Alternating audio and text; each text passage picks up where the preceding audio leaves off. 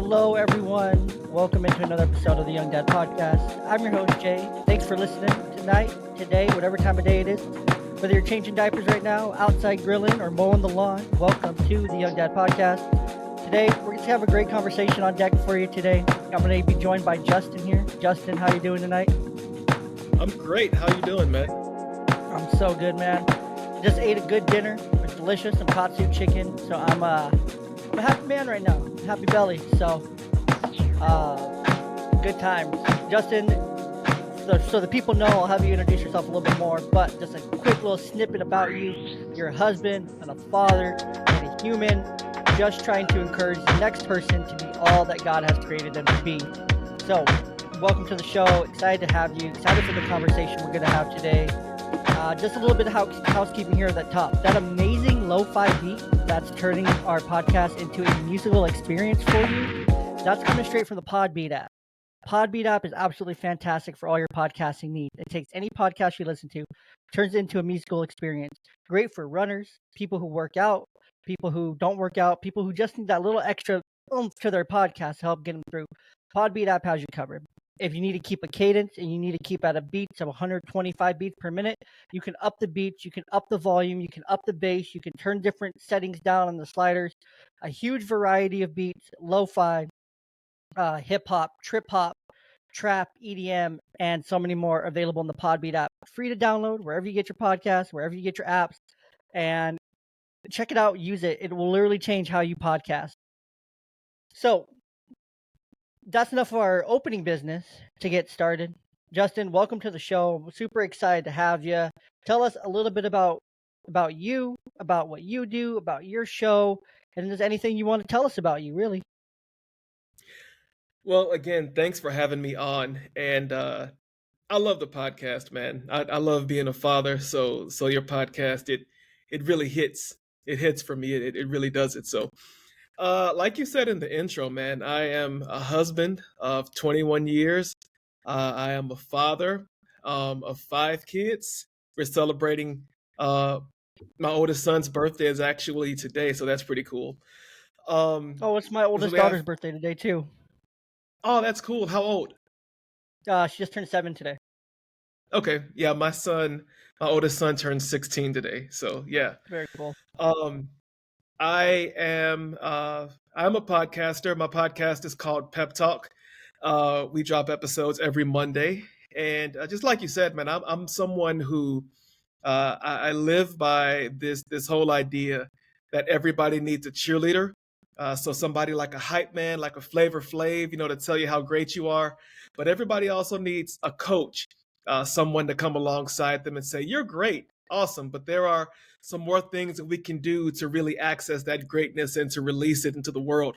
And so everything that I do, man, from teaching to ministerial work that I do, everything in my life is focused around that that mode of operation, man. I'm trying to leave people and situations better than they were when I left them. I love that. I love that. And I appreciate your kind words there at the top. And kind of exactly what you said. It's a great intro to our conversation today. Just about being dads, how everyone needs, someone to hype them up. Everyone needs a pep. Everyone needs a hype man. Everyone eventually, sometimes will need someone to come and walk beside them, someone to take their hand and guide them and do the things with them, right? That's right. But that's also our role as fathers, too. That's literally built into our job as fathers Hmm. to do those things, and it's such an important aspect of what we do, and we're getting into it hot right here from the start, and I love it. But it's our kids need us to essentially cheer them on in everything that they do. We should be, and I don't like shitting on people, but you absolutely should be your kids hype man. You should be their biggest cheerleader, and you should also be part of your job as a father is also to be their coach, is also Right. to guide them, to teach them, to show them. Like literally, the last 3 years I've been my daughter's baseball coach, and it's been such a great experience, one that I'll always cherish. If it continues, it does. If it doesn't, great. But it's one that Man, I will always appreciate being able to coach her and be able to teach her right there and be so involved. Never miss practice. You never miss a game that way. Uh, so that's a great, benefit of it too. But it's just it's a great experience to be able to coach your kids and to literally be their coach. But they need coaching every day. They need hype every single day. Hmm. No, that's absolutely true. So, my oldest daughter, she is 19, and she just spent 3 weeks in New York City by herself. She was a part. She was accepted into a dance intensive up there, and yeah, it was hard leaving my. She's still my little girl. It was hard leaving my little girl up there in New York for 3 weeks, but as much as possible, every day I'm sending her a hype message in the morning, like, you got this. I know you're tired. I know you might be missing home, but you got this. Just go in there, show them what you can do. And I think for me, man, just being able to be that hype person, to constantly be that voice in my kids' ears, telling them how great they are, like, just, you know, how special they are, how good they are at what they do individually. Uh, that jazzes me to no end, because there's nothing like watching your kids find that thing that they love and really begin to zero in on that niche, and begin to bloom and to blossom in it. It's just really, really cool. Yeah, no, it's an incredible feeling too. And I haven't had the go away experience yet. Still a bit out from that, different cities and whatnot. But it is so cool to see them catch on to the things and see them grow into a thing and focus on whether it's art or drawing or whatever it is, and see them get fired up about it. And it absolutely should fire you up as a dad to fire your kid up about something and to get excited with them. It's something I like to call hopping on the train. Like you hop on their train with them. And so wherever their train is, whatever that train's going, wherever it's gonna lead to, they're in the front, they're driving it, and you just hop on and you're along for the ride. Yeah. You just travel, you just flow with them, you just do the thing with them as they do it. And it's exciting, it's fun, and you just get to be supportive. That's something that I feel so often gets missed in fatherhood and in parenting in general, is that we can get so caught up in the day to day, so caught up in the day to day, the busyness, the schedules, the routine, the bedtimes, the wake up times, the extracurriculars, and everything like that. And we get so caught up in the, we get so caught up in just the product, essentially, right? We get so caught up in the outcome, but we forget about the process along the way. We forget to really savor those moments Hmm. of when it's that last baseball practice, when it could be that last time you're going to coach your kid on the field, when it could be Yeah. that last time you drop them off or something, when it could be that last time. We forget to just really appreciate all the process and the progress that was made along the way to the final product that you're at. College, university, they hit it big doing something they love. We forget, and we just get so focused on that product and that outcome that we forget the progress and the process along the way, and appreciating that at every step. When they're young, as they grow up, we just forget to appreciate that progress. Yeah. I think that's yeah, that's so true. I've had to learn, and I'm still not the greatest about this, but I've had to learn that when it comes to my kids, like, in my own life, I am absolutely horrible about the moment, staying in the moment. But if it's for my kids, it's I can zero in on it. My daughter is going to be a sophomore in college. And I can remember her senior year of high school. I actually went back to the school that she was attending. I taught there for her freshman year, then I went away for 2 years.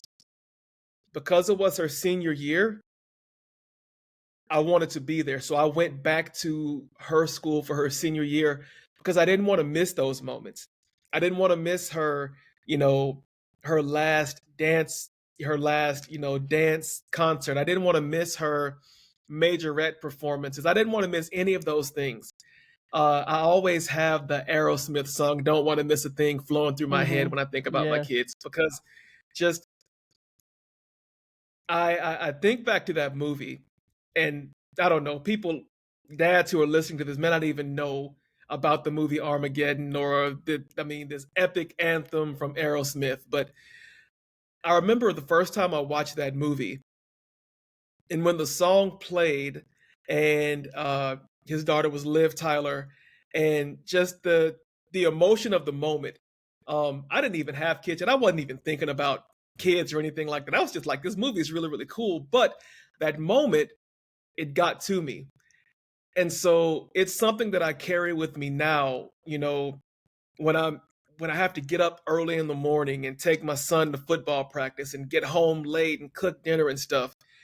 It's worth it, because those moments are worth it. So it doesn't matter how stressed out I am about anything in life. It doesn't matter if, you know, something's not working right with the podcast, or I can't figure out what my next adventure in life is, or, life is lifing as life is wont to do.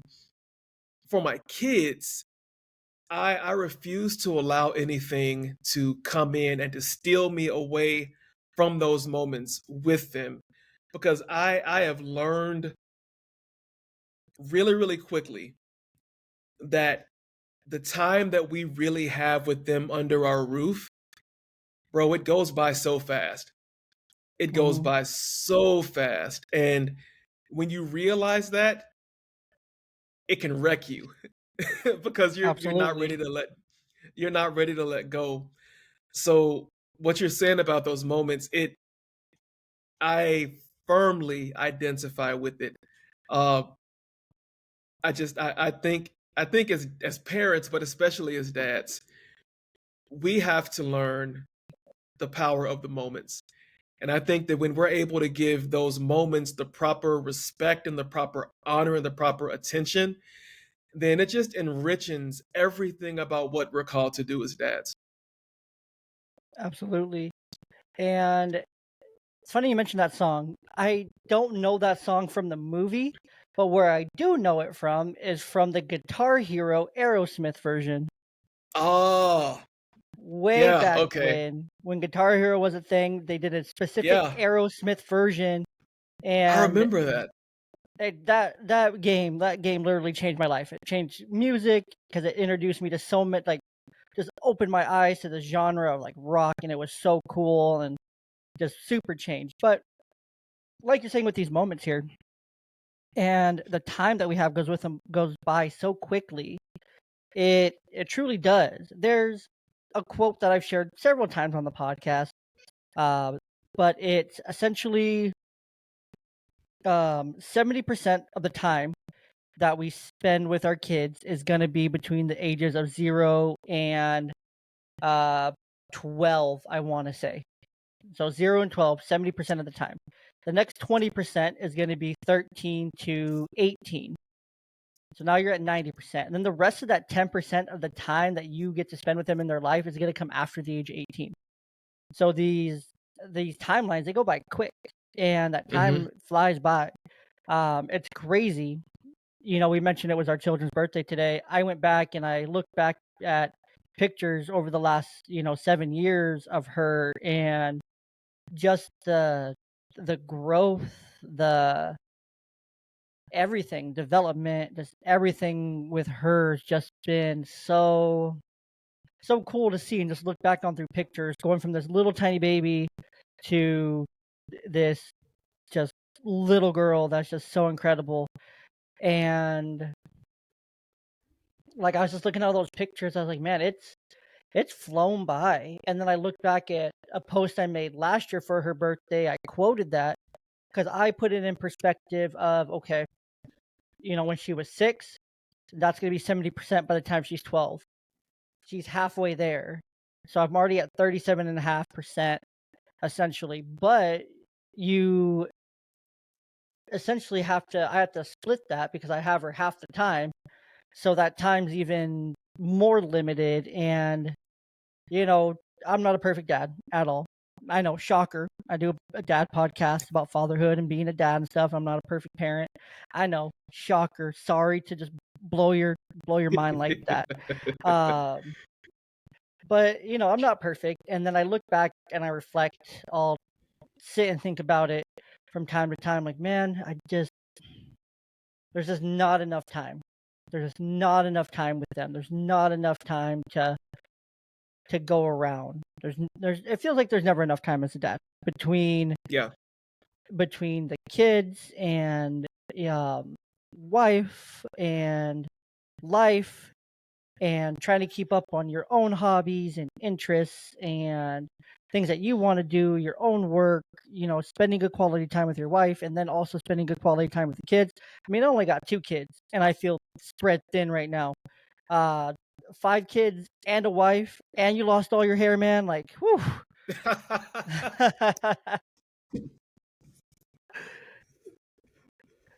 So, Yeah. but I mean, it makes sense. It makes sense. It makes sense. Um, but you pull it off, man. I thought about it. It's thinning. I'm like, I want to. My wife would probably wring my neck if I just shaved it all off. It's not a risk I'm willing to take. I don't think she wants to go to life in prison for murder, at least not anytime soon. So, it's a good time. But no, having those moments and the time, there's not enough time. There's not enough time. And so the message, I guess, the takeaway here is like, take advantage of that time you get. Take advantage of that Mhm. time. Take advantage of those years. Make the most of it. Make those important memories, and make the most of them. Write a children's book, which usually is right there, but it's covered by that little rainbow. But it's my children's book, A Baseball Game with Dad, which I literally wrote about me and my kids going to baseball games, kind of thing. That's Um, cool. like capture it, capture those moments, however you need to capture them to remember them. Pictures are a great reminder. Music's a great reminder. Um, your kids will remember. Heck, they'll bring up stuff from you won't even remember, and then that'll jog your memory, and you're like, "How do you remember that?" And then you take a step back and you think about it. You're like, "Oh, you remember that because that was important to you. You really enjoyed that." And all those times for me, it never really comes back to stuff. It's not really the stuff that they remember. It's the experience or the time or the attention or the conversation that's remembered versus the stuff. Yeah, and I can speak on that for sure. Um, my wife, she just finished roughly 4 years of chiropractic school, so now she's a chiropractor. But during that time, we had to survive from my teacher salary, which we know teacher salaries are just not great. And so there were plenty of times over that 4 years. Like I remember we had just moved to Dallas and had a lot of stuff that we needed, but we didn't have the money for it. And we can talk about those moments now, but the kids don't remember the things that we weren't able to afford or the things that we weren't able to do. They remember, you know, during COVID having karaoke nights, or they remember having, queuing up Dance Central videos on YouTube on the TV and having Dance Central or Dance Revolution or Just Dance just dance nights. It's Dads, if I can allay your fears or cast down any anxiety that you might be feeling, all the stuff of everything that you can provide for your kids, the thing that they will always remember is going to be the time. I'm sitting in a room right now that is surrounded by all of the toys of Christmas past and birthdays past. Barbies missing heads, Transformers pulled limb from limb, books with pages missing or colored over in crayons, arts and crafts, and a kitchen set missing all the dishes. They get tired of that stuff. and you hate it when they do because you spent money for it. You spent money on it. Yeah. But the one thing that they will never get tired of is your presence. And so as often as you can just be there for them, despite everything else that's going on in your world, man, just be present for the kids because that's the things that's never going to break. That's never going to get tossed into a trash bin, or those pages are never going to get colored on. That's the stuff. Like that's, man, that's the real stuff.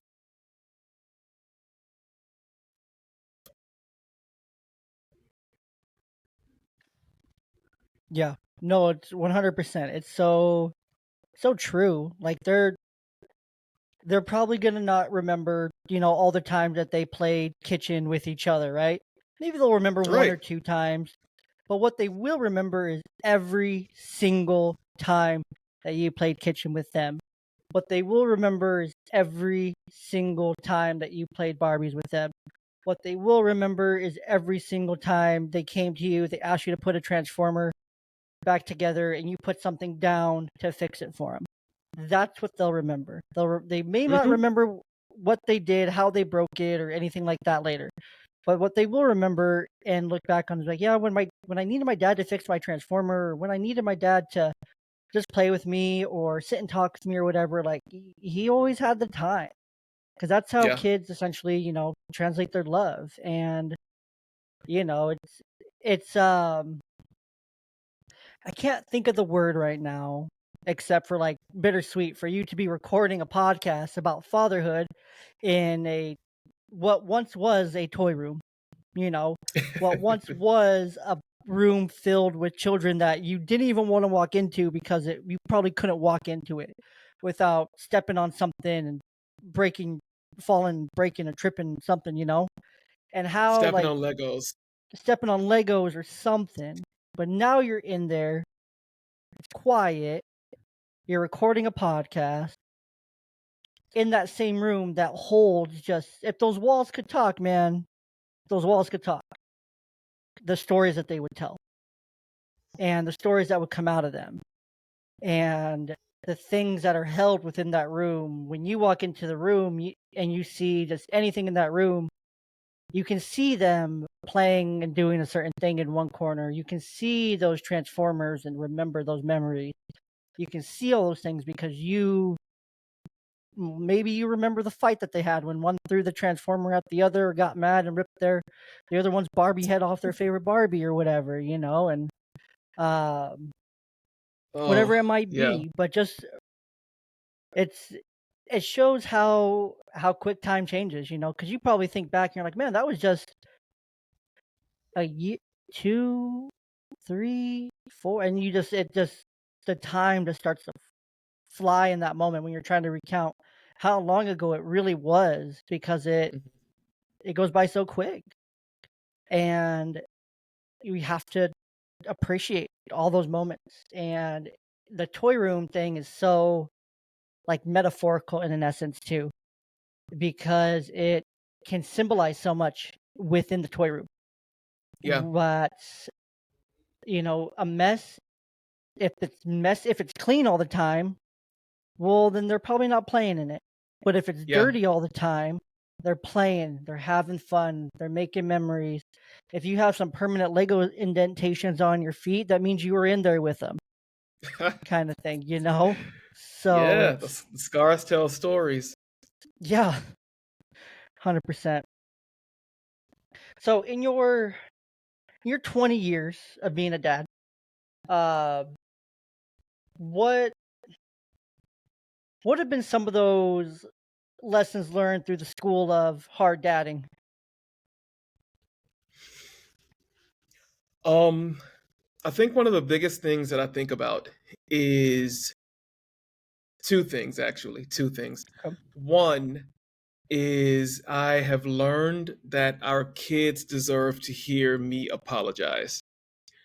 Um, they deserve to hear that dad has made a mistake, that dad's not perfect, but dad's gonna try to do better. Because I think that gives them some uh I think that helps with their maturity, to see that their parents are not perfect, but we're just all trying to do our best.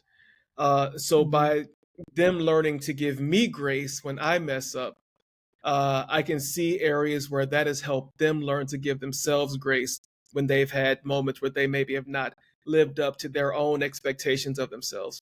But kind of going along with that too, I think that the one of the biggest things that I've learned in 20 years of being a dad, kids ranging from 19, almost 20, all the way down to 6, almost 7.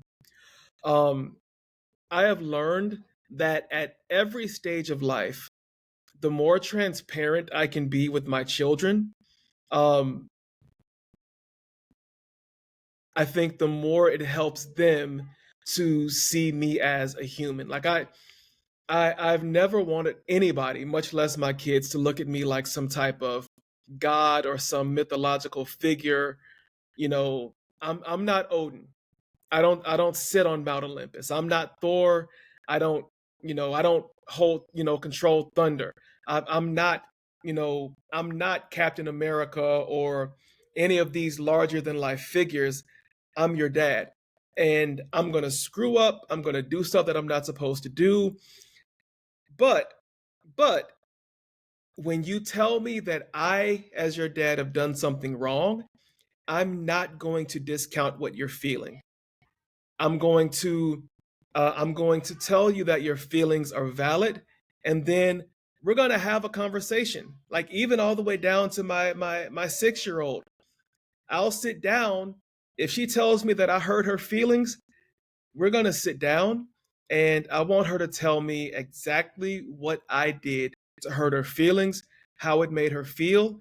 And then when she's finished, I ask her, "Can I explain?" And I explain in terms that she can understand. Again, fully open and transparent. I'm not trying to hide my heart from my kids.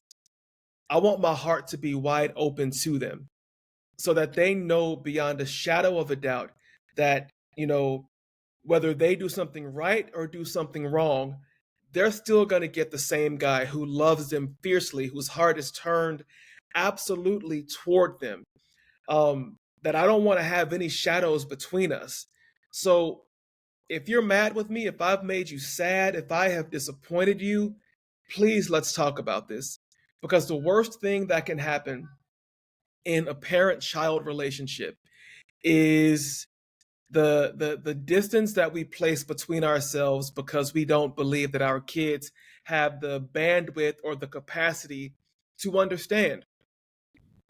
They do if we make room for those transparent and those critical conversations. You'll be surprised. You'll be surprised how mature a kid can be when you allow a kid to be mature. Yeah, no, absolutely. And I got so caught up in that second part of it that I forgot the first part uh, there for a second on accident. But the second part, really that really stands out. It's important to essentially model that behavior. They learn through watching. They learn Hmm. through mimicking. They learn through essentially monkey see, monkey do kind of thing, Right.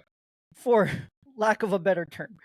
And so just ensuring that you're setting that example, because if you don't go back to them and apologize, they'll probably just think that they did something wrong and it's their fault.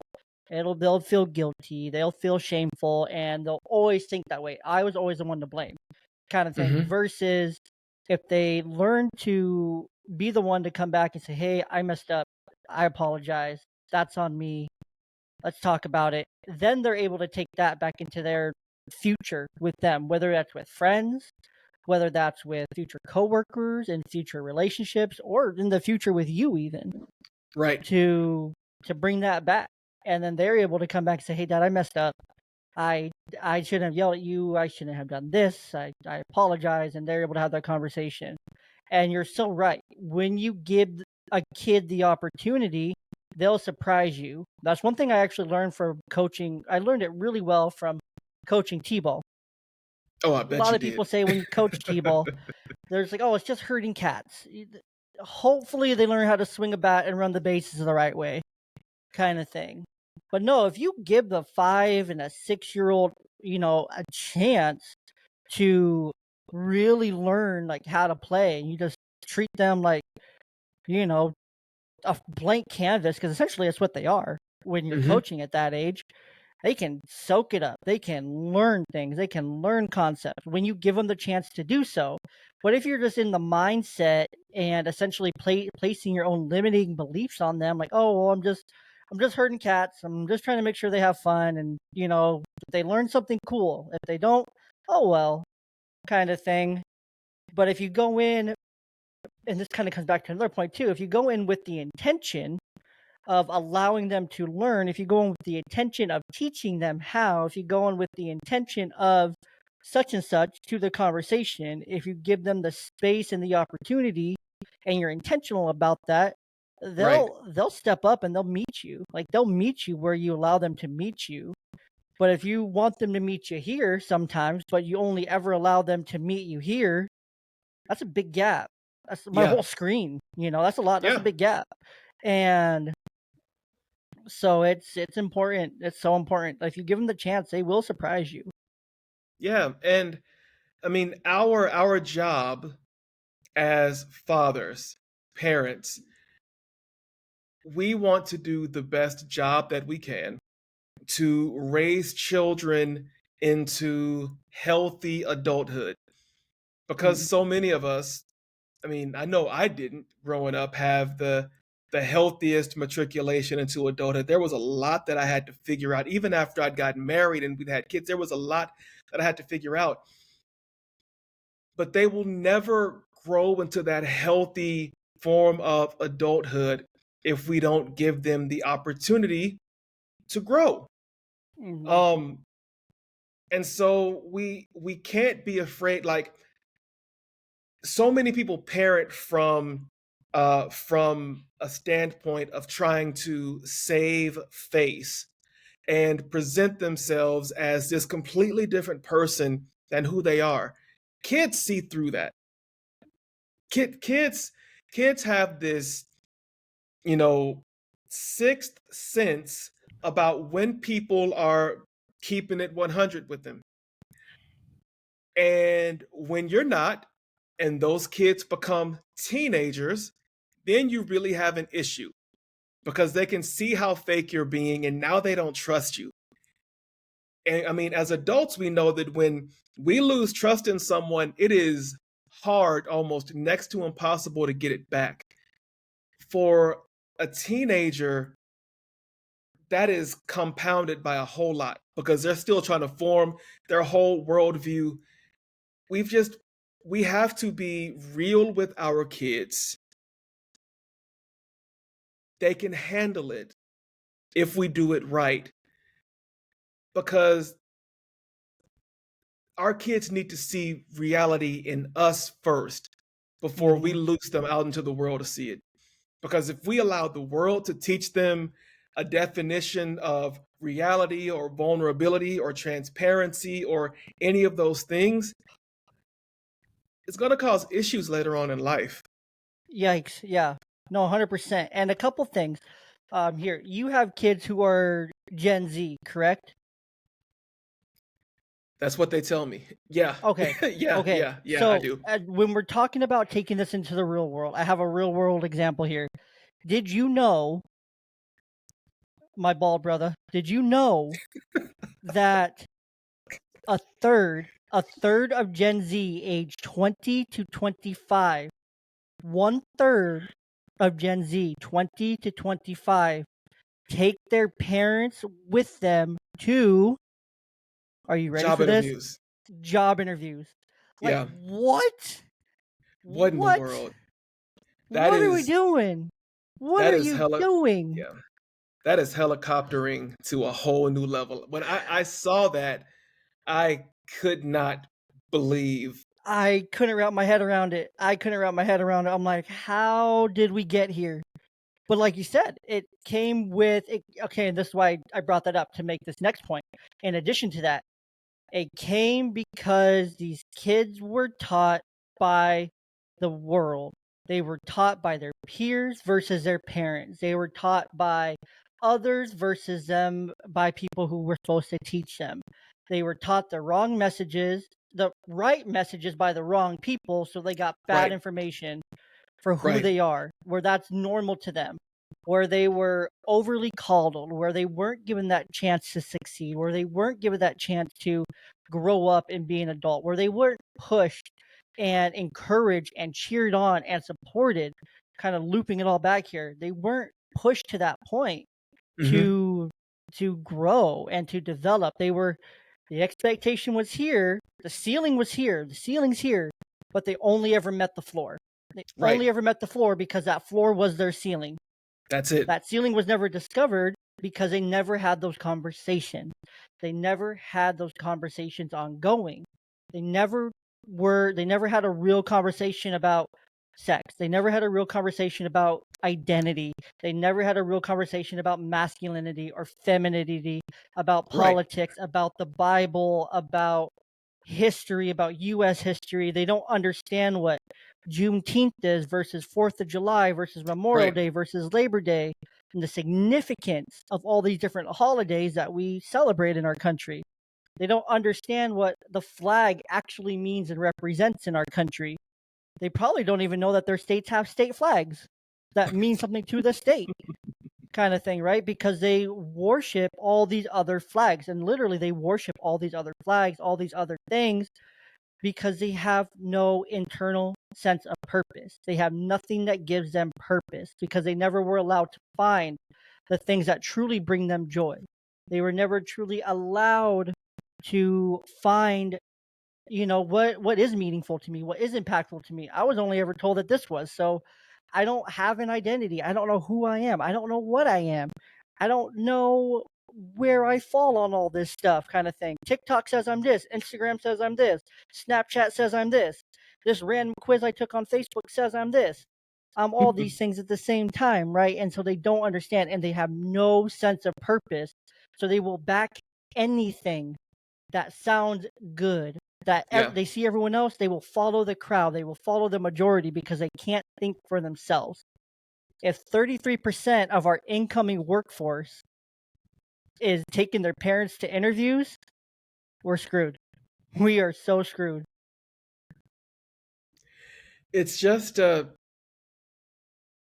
and I there's a part of me that can understand some of the parenting that goes into that. Um Hmm. because I think if we were to sit down with those parents who were going to the interviews with their kids, they would probably say, that at some point in their childhood or as they were growing up, they didn't feel supported. They didn't feel like they had somebody in their corner.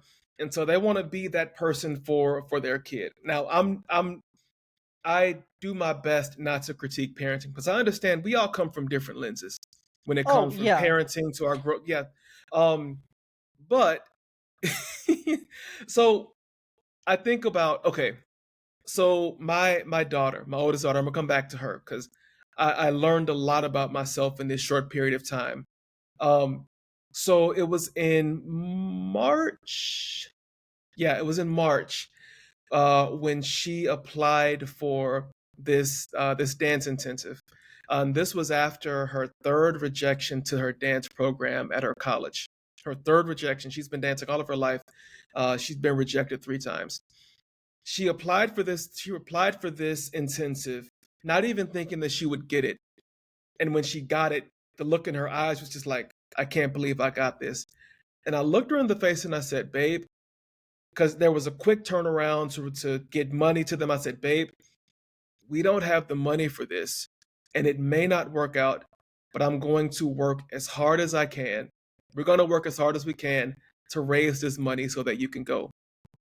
Long story short, GoFundMe, everything. A lot of people helped. Got, it was amazing. It was a miracle how it happened. But then, so I flew up to New York with her to help her get settled in, big city, and I remember the day that because I was up there for a couple of days, and the day that I was supposed to leave, I did not want to leave. I could just imagine in my head this big city, you know, I don't even know what I was imagining. This big city, you know, uh, you know, chewing my daughter up and spitting her out in the 3 weeks that she was there. I could just imagine all of these different things happening to her. But I told myself what she needed right then was not me parlaying my fears on her. She needed me to let her go so that she can fly. And here's why I say that. It is hard as heck to watch your child try something without you, but you have to do it because they have wings that are built to withstand the gravity, but they'll never become strong enough to withstand it if we don't allow them to flap it and to fall. They've got to make their mistakes. They've got to go to that interview and figure out what the heck is going on. If they don't get the job, who cares? Cheer them on anyway. Absolutely. There are ways that you can helicopter your kid while still giving them the latitude to grow and to mature and to take their lumps and to grow from them. We do our kids a disservice when we are too present in everything that they're doing. Absolutely. And I love how you said that. Our kids have the wings to withstand the gravity. They Oh, fireworks are going already. Cool. Um, but if we don't allow them to fail, if we don't create room for failure or allow failure, failure is a good thing. It It's is. okay if your kid sucks at baseball and you tried it for 3 Yes. years or whatever. Like, not my daughter. She's actually pretty good. It's just how much she applies herself, right? But if your kid sucks at a sport that you were great at, so what? So Right. what?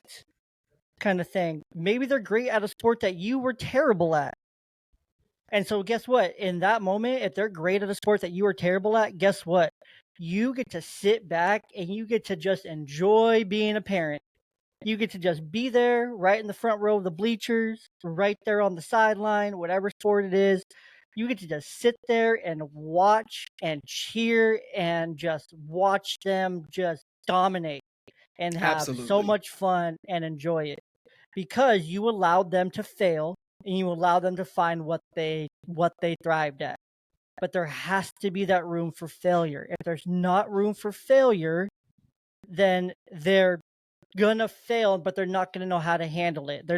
Right. They're just gonna think everyone's out to get them. The world hates me. I'm Right. no good. I'm worthless. All these things. I don't know who I am. Oh, this group over here said I fit in with them. Cool.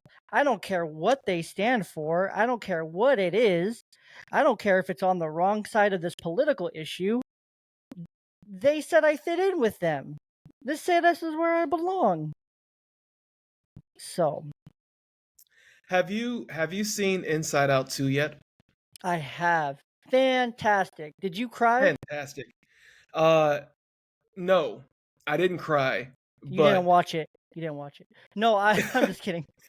No, no, but I I'm cried because I'm a mental health professional, so I really take a keen to Inside Out and to Inside Out 2 for the therapeutic aspects and just how great it is. I didn't know it, but Disney for Inside Out and Inside Out 2 worked with a team of psychologists, behavior analysts, and psychology professionals, doctors, to come up with this spectrum of emotions for these different stages and for to depict them, which I thought was really cool. But anyways, that's just a fun fact. Anyways, continue, please. so what has really stuck with me, and we went and we saw a late showing last night, what's really stuck with me is the fact that at the end of the movie, um, Joy has told Anxiety, you know, you don't get to decide who she is. But then Anxiety comes back to Joy and says, you're right. We don't get to decide who she is. Mm-hmm. Um, because it's incredible that as all of these streams of behaviors and belief systems come together, those belief systems are made of the good, the bad, the embarrassments, the guilt, it's all of these things that work together for the good of the psyche, of the belief of the child. um and it was this beautiful epiphany moment for me where I already knew that, my child's not just the good and the bad or the happy or the sad, it's all of these things. But it was really just a reminder to me that my kids, who they are and who they will be, nothing in their life, nothing that they go through, their ups, their downs, their successes, their failures, all of those things, if I'm doing as much as I can on the parenting end, all of those things are going to grow them into the best possible version of themselves Mm-hmm. that they can be. They can be all of these things. I'm a good friend. I'm not good enough to make the team. Okay, when you feel like that, let's talk through it. Let's see where this inner narrative is coming from, and let's see what we can do to Mm-hmm. combat it. Um, as a teacher, I'm I don't compare myself to mental health professionals, but as teachers, we get a lot of that. We get a lot of that as Oh well. And yeah, so absolutely. when when I talk to my kids, you know, just seeing it on the screen last night, it really opened my eyes to how all of these things, the things that we want to throw out, can sometimes be the very things that is that secret ingredient that helps them to become just that amazing rock star of a person that we know that all of our kids are destined to be. Absolutely. No, absolutely. I love that. And I think it's so that moment when they got to the back of the mine, right? And they just Yeah. saw this mountain and Yeah. it kind of hits Joy like, we threw out all this? Yeah. Like, I didn't think it was that much. And then, you know, she hits the debt. Not to spoiler alert, but by the time this comes out, everyone should have seen it. If If not, you're it's your listening to fault. this right now, I'm sorry. You should have seen it by now. It's so good. It's such a fantastic movie. But when they have to blow it up and they have to ride the bad memories back, essentially quote unquote bad memories or the trash memories in the back of the mind, Right. Joy was like, it is what it's gonna happen. It is what it is. Like we have to get back, kind of thing. We have to try to get back. And just the way you're so right, like those things all makes up who we are as fathers. Every single Right. thing that we've done or didn't do, we learn from. Every single failure, every single argument, every single time we disappointed our parents, every time we disappointed our kids, our significant other, whoever, we learned from all those things. All those things taught us and they shape us to who we are as an individual. Without that, we can't be anything. Right.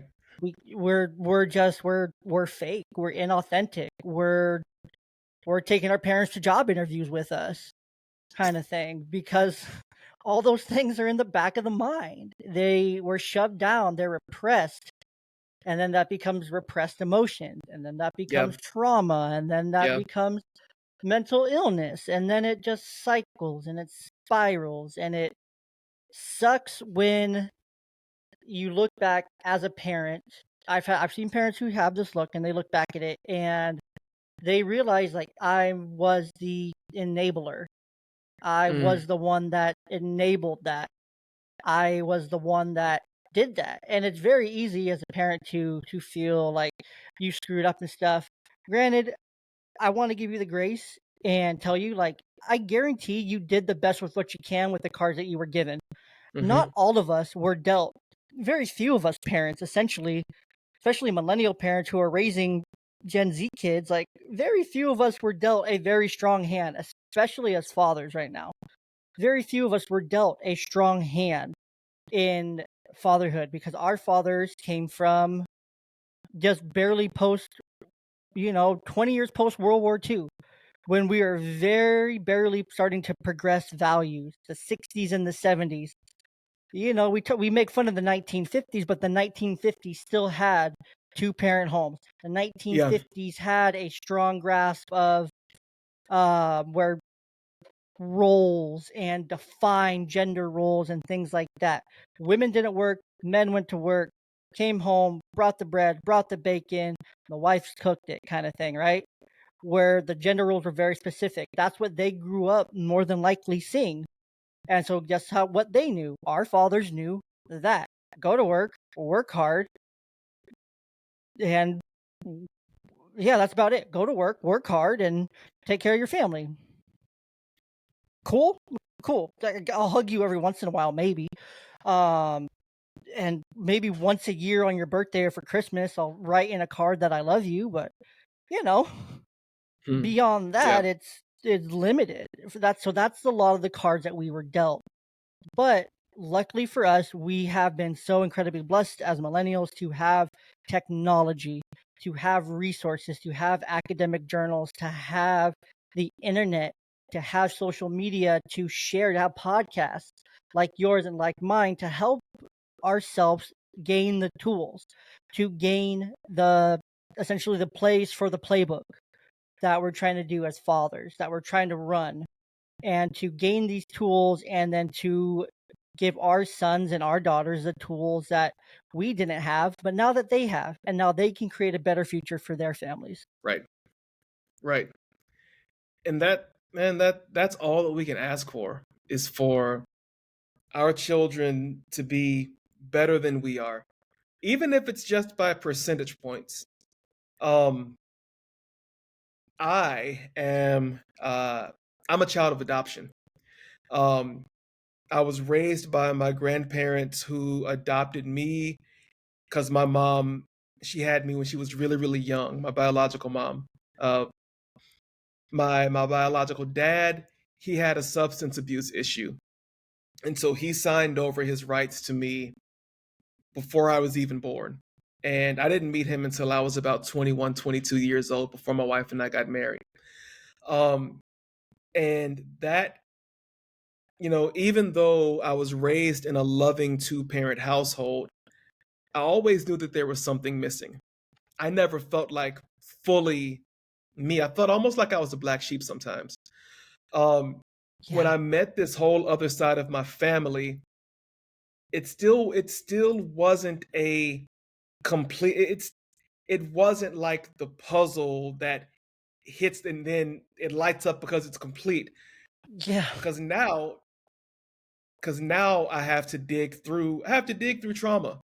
Like, why do I feel the way that I feel? And I've realized, and I thought about this as you were talking about how, you know, um, we come into parenthood with our own stuff that we have to deal with, even as we're trying to make sure that our kids are having it better than we have.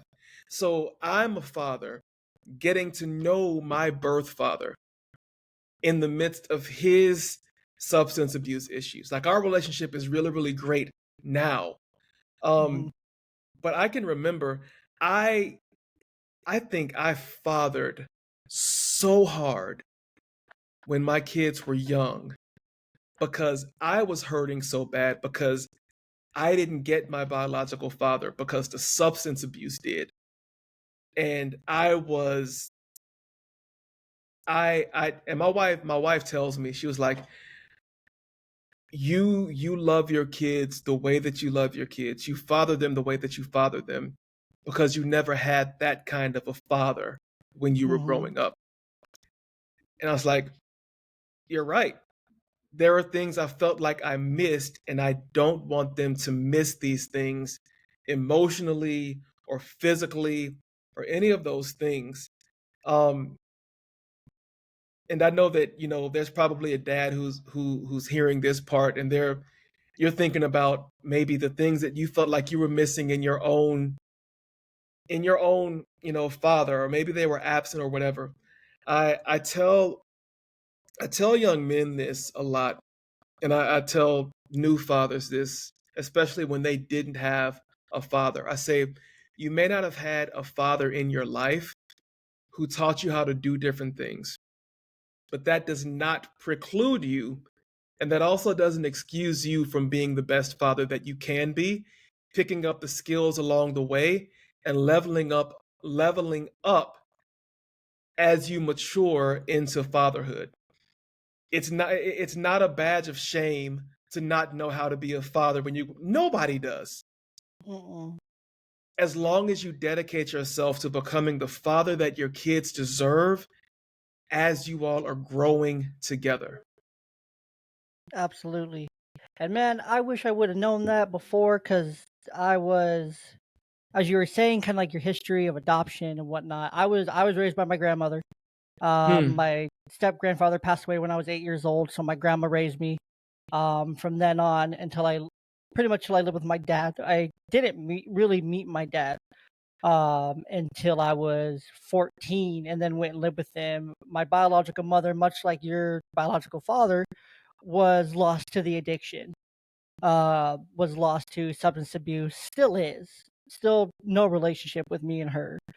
Uh, with my biological mother, and it was. And with my dad, like, we have a great relationship. Like, he called me today out of the blue. Like, I was walking out of work and he called me. He just says, "Guess what?" He's all excited and stuff, and like, he calls me when he's excited. I call him when I'm excited, or when I'm like, "Man, today sucked." He's like, "Yeah, it kind of did, huh?" I'm like, "Oh, your day sucked too?" He's like, "No, but you said yours did." So I'm like, "Oh, shucks." And my dad was on the podcast on episode 100. So go back and listen to that one. That's such a fun episode. It's not for those who don't like vulgarity. So, but my dad, it's so funny. If you watch the video on that one, my dad does the dad born in the 70s kind of thing. My dad and I both became dads when we were like 20, like super young. Um, it's funny because him and my grandma, they're 21 years apart. Him and me are 21 years apart, and then me and my oldest daughter, I screwed it up according to him, but we're 22 years apart, but like 21 years, and like I barely turned 22, so it doesn't really count. He's like, "You screwed it all up." I'm like, "My bad."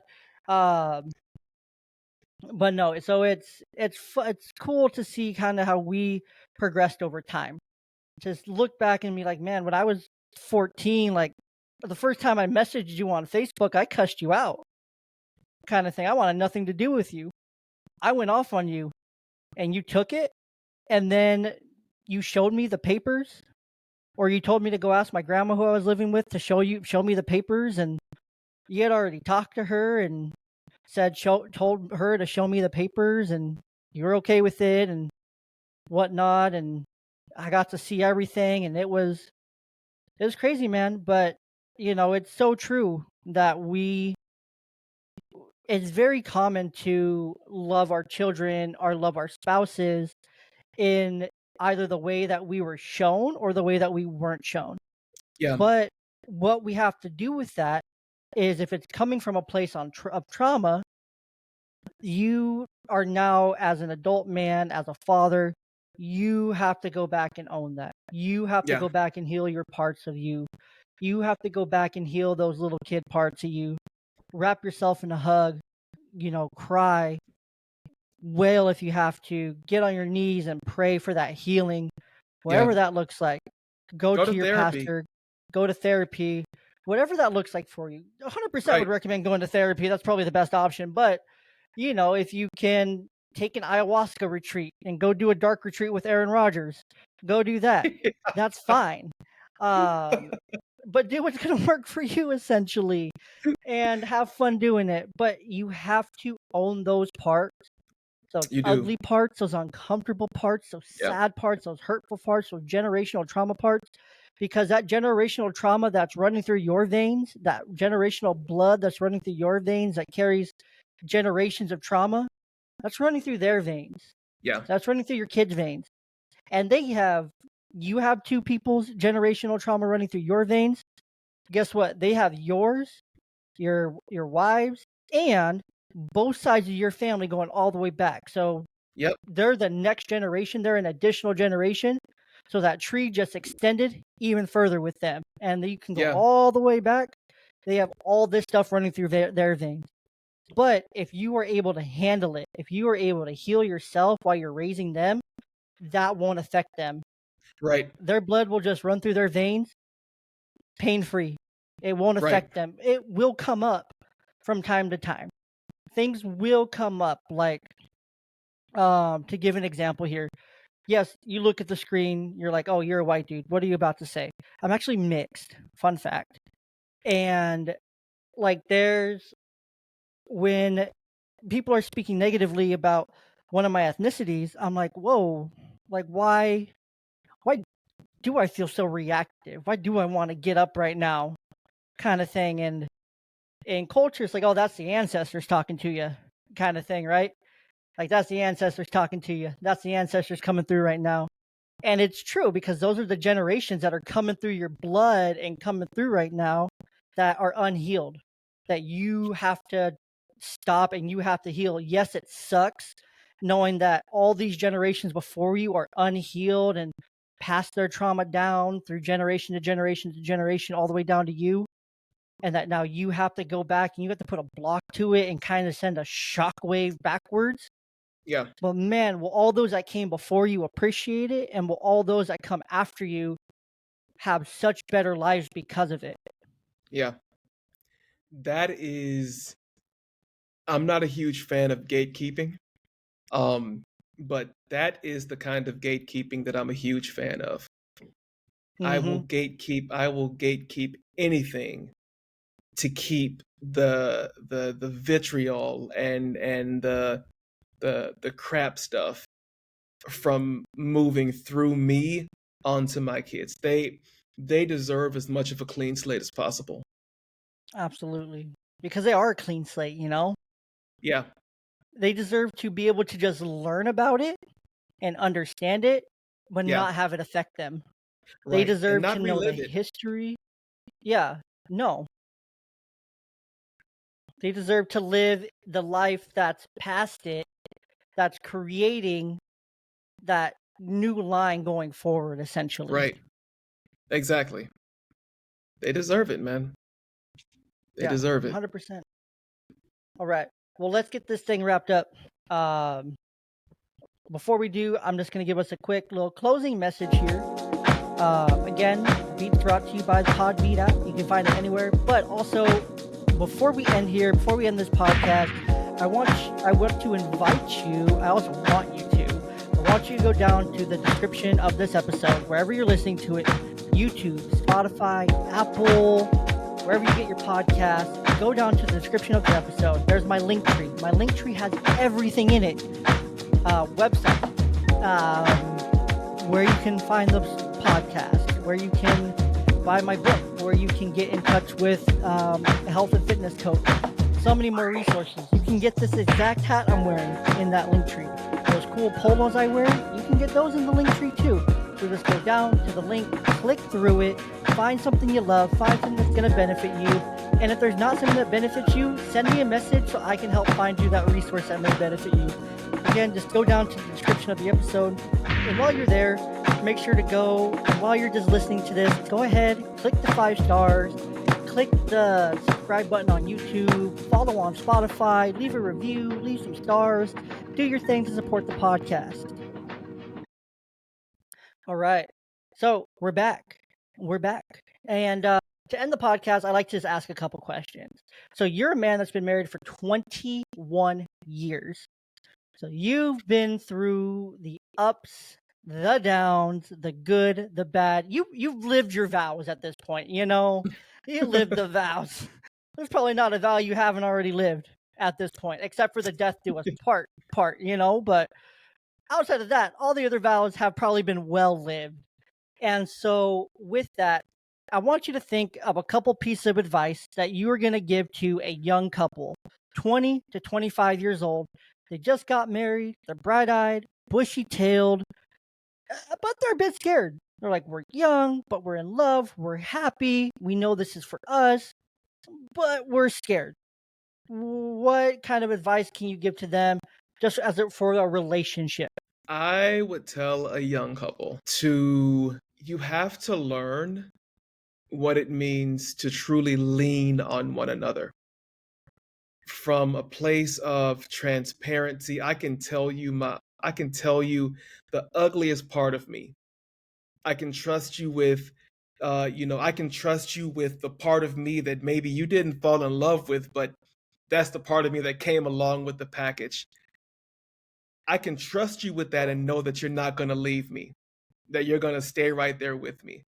Um, I think it is that's been, I think, one of the most powerful healing parts of our marriage is is being able to trust my wife with the undeveloped and the underdeveloped Justin, and to do that knowing that she's going to love me through that matriculation. She's going to love me through that maturation.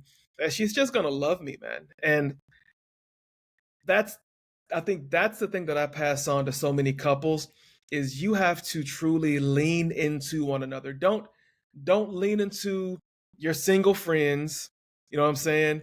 Don't lean into all your other friends who are in dysfunctional relationships or whatever.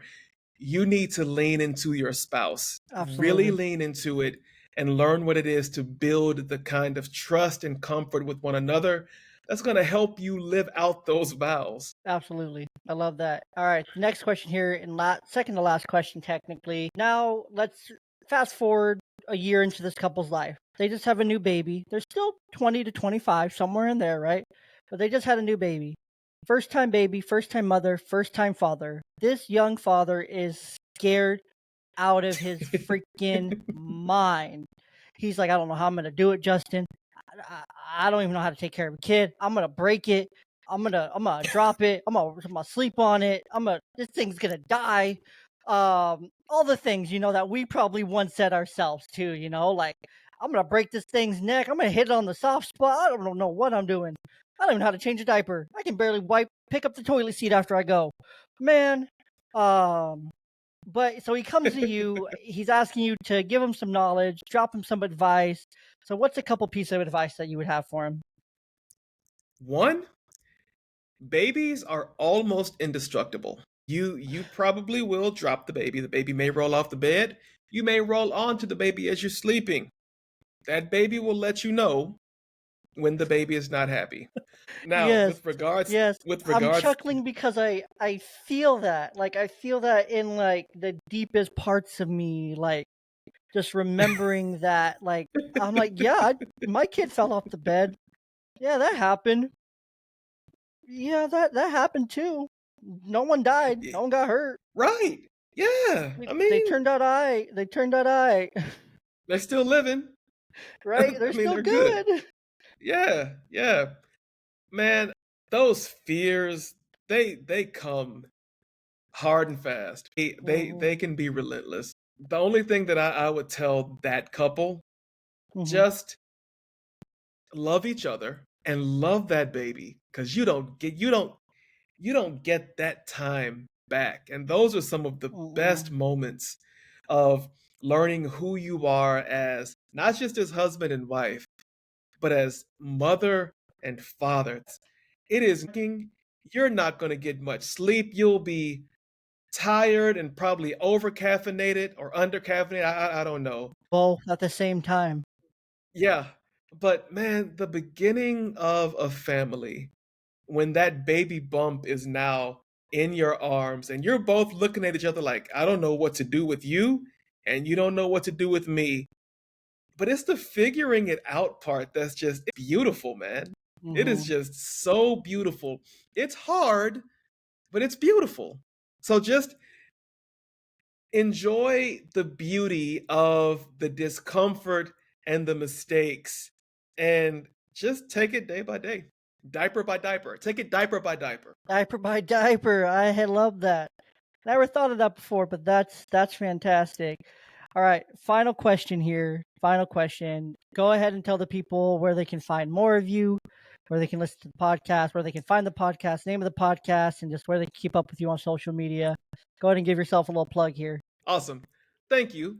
First off, for letting me uh, come on and have this awesome conversation with you, man. This has been a lot of fun, even though you joked about my baldness.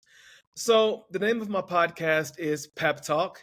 It is a podcast to cheer you on and coach you up, and you can find it on Apple, on Spotify. It's just Pep Talk with Coach Jey. Episodes release every Monday, and you can hit me up on Instagram at underscore JB Speaks, or you can send us an email at thepeppodcast@gmail.com. I love to I'd love to hear from you. I'd love for you to check out my podcast. My mission is to tell you how great you are, but also to encourage you that there is always another level to go to, because the world is waiting on your genius. The world needs your light. And so that is the purpose of my podcast and everything that I do behind it. Absolutely. I love that. And then just to reiterate the mission of the Young Dad podcast, of course, we're here. We're talking to fathers, we're talking to mothers, we're talking to people who are pet parents. But the goal is to bring you high value, or maybe not high value, but just valuable content every episode with the goal of reaching 1 million dads and having some impact on their lives. So make sure you share this with your favorite dad, share it with your dad, share it with your best friend, your guy friend. That's a dad. Share it, like it, subscribe it, listen to it, keep it going, keep spreading the word, because we're trying to reach 1 million dads out there. Once we reach 1 million dads, then the next goal is 2 million, and that should be pretty easy after the first million. So keep telling your friends, keep sharing it. Make sure you do all the things that show the love for the podcast, like, follow, subscribe, leave 5 stars, leave a review, whatever you can do wherever you're listening to the podcast. And again, go throw that dirty diaper away, go throw out the grass trimmings, go enjoy the food you just grilled up or whatever it is. And we'll thank you so much for tuning in, and we'll see you next time right here on the show.